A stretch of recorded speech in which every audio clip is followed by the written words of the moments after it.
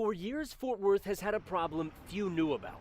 I'll call it an informal list that's been generated since 2017. Lieutenant Chris Gorey with Fort Worth PD says the city has around 150 boarding homes housing disabled and elderly residents, but many are being exploited. The problem became more and more noticeable the more houses they were visiting. Officers going to homes would find dirt, mold, roaches, and rodents. Fridges and cabinets were locked, and there were often 10 to 12 people living in 3-bedroom homes with beds stacked on top of each other.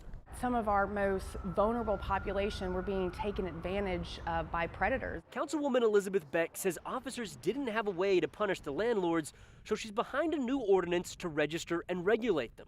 When I heard the stories for the first time, it really was gut-wrenching, but it wasn't until you saw the photographs of a lot of these, or some of these facilities, that it was just heartbreaking. Beck says the ordinance is a cost saver because just 14 of the boarding homes accounted for nearly 650 calls to police, fire, and MedStar in just the past year. It does tie up a bunch of resources and it prevents those officers from responding to a robbery or a burglary. Beck says there's broad support for the measure. Police say they hope neighboring cities also pass a similar ordinance so these homes don't just move.